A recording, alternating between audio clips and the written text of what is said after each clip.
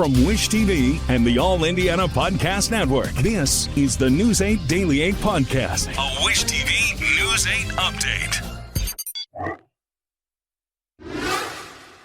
And good morning. It is 6 o'clock on this Tuesday morning, November 25th. Glad you're starting your day with Cody and me and Marcus and Tara. We're glad to have you with us. Yeah, speaking of Tara, we'll get to check your traffic in just a moment with her, but it's a start of a wet day for a lot of us. And unfortunately, probably several more hours of this. It's not going to be super heavy rain. We don't have any severe weather, no ice or anything like that. In fact, it's very mild. It's just annoying. Yeah, it's just the consistent rain that you're going to have. You know, some spray, you're going to have the windshield wipers moving and stuff like that. So we'll walk you through that here, whether it's a work day for you, school day, wrapping up the school week, or you're going to head start on the holiday weekend. Safe travels to you. And here's a live look at Storm Tracker, which it is consistent rain. For the most part, it's just light. There's a few pockets of moderate showers south and west of Indy specifically. And all of this is riding up to the north and east. We'll fill the loop on over the last hour. This will be locked in probably for the next few hours as this entire system pivots through the Midwest. Severe weather potentially connected with the system down along the Gulf Coast. For us, it's just your garden variety showers. But I think our chances will stay up there through at least mid-morning and then gradually taper off around lunchtime. Second half of our daytime hours, pretty much rain-free. I think the measurable rain is certainly done. Cloudy with some areas of drizzle, and that's it. We will see a return of maybe a few isolated showers by around and after dinner time, and that is in anticipation of a cold front that will drag through the state overnight. It's mild right now for this time of year anyway. 50 in Lafayette, 52 here in Indy, 54 in Bloomington, mid-50s pretty much across the entire state. Right now, temperatures are, again, going to climb quickly, 55 at noon. I think we make a run at 60 degrees, believe it or not, later on this afternoon. Pretty impressive, considering it will be gloomy all day long and damp at times. Enjoy this. It may be a long time before we talk numbers like this. Sharp contrast tomorrow, not only colder, but blustery with some nasty winds on Wednesday. Much, much colder for Thanksgiving and Black Friday. And it is becoming a little more clear that the potential for snow accumulation could be in play for this weekend, for some anyway. We'll walk you through the details of my Storm Track 8 forecast in just a few minutes. Tara Hastings, a lot of moaning and groaning. Sorry. Whoa. I didn't know that this was like an active participation newscast. My apologies. Recorded in front of a live studio audience, apparently. My daughter, she's like, Mommy, is it going to get, it's been warm? And I said, yeah, but we're still in winter. We got to get through some snow. And she's like, it already snowed. And I was like, we're done. That is a very valid point. I like that. Yeah, so Smart according kid. to her, she thinks winter's over. We should be.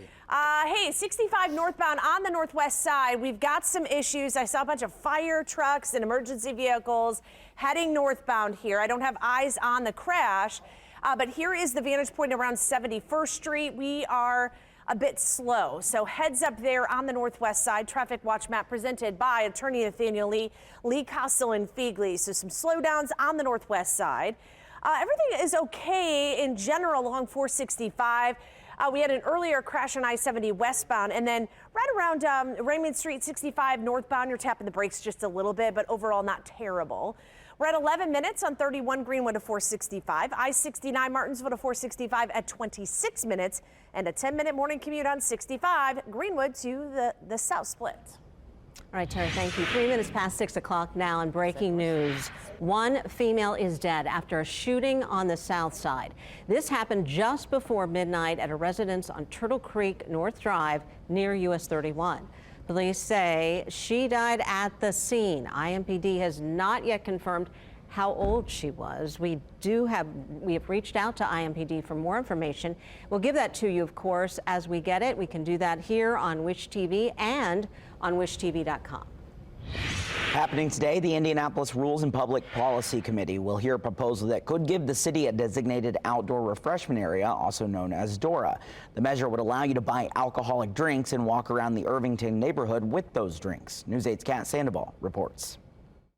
So we've heard overwhelming support from the community, everywhere from neighbors to community leaders and other businesses, that this is something they're excited about for our neighborhood. This is going to be a positive development. But we also heard some of the comments that came in on Tuesday, and we got to work. Initially, the proposal covered one large area.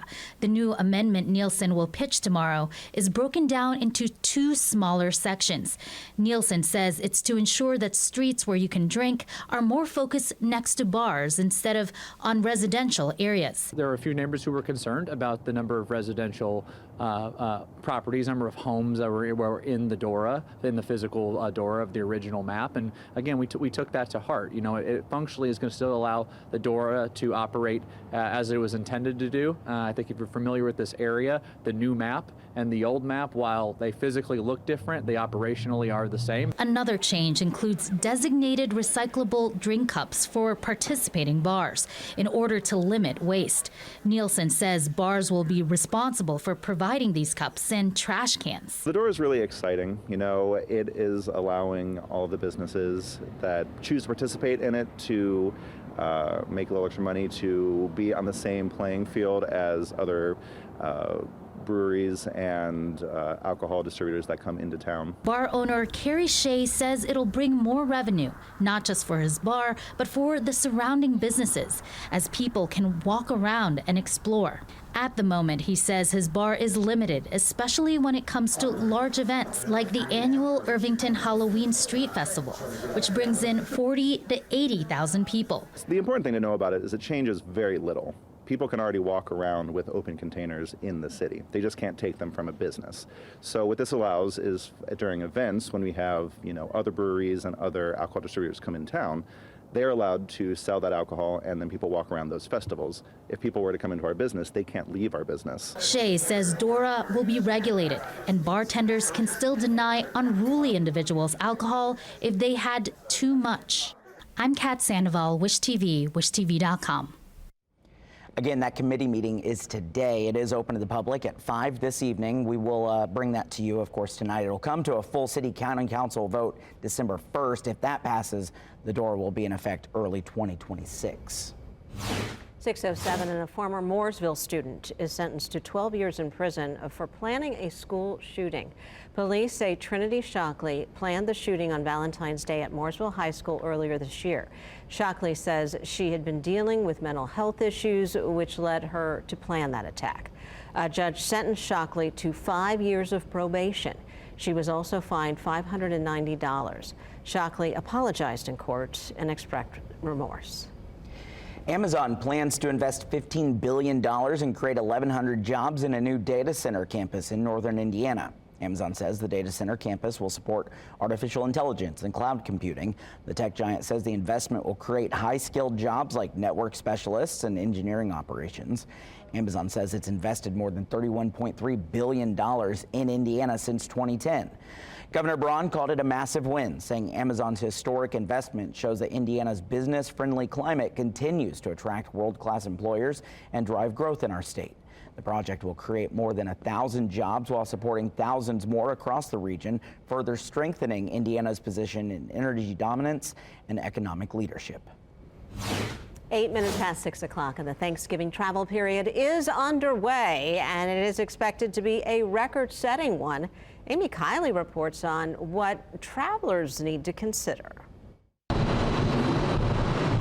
Thanksgiving travel is taking off. AAA forecasts a record-setting holiday period between today and Monday. In 2025, we've seen 8 of the top 10 busiest days in TSA history. We'll probably get a 9th and a 10th when this weekend comes and goes. AAA projects almost 82 million people will venture at least 50 miles from home. That would beat last year's record. The association predicts almost 90% of people will drive, about 6 million will fly, and less than half that will choose other transportation. The FAA expects today to have the most flights of this holiday period. And Thanksgiving week and Christmas week as well typically do see higher disruption rates. Some issues are coming up already. The FAA says a problem with an air traffic control frequency caused a ground stop in Dallas yesterday. Near Seattle, a pipeline leak is limiting jet fuel supplies. Her flight got rerouted and delayed. She has to take a stop in Alaska because of the fuel line thing. She thought it was very inconvenient. I mean, she has to be on a flight for an extra 6 hours or something. As air travelers plan for possible disruptions, the Transportation Secretary also wants them to consider how they dress. He suggests nicer clothes could make for nicer passengers. Let's try not to wear slippers and pajamas as we come to the airport. I'm Amy Conley for Wish TV and WishTV.com.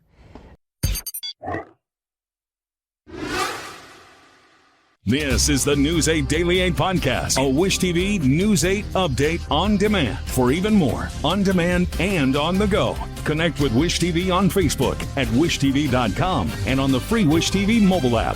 Thank you for listening.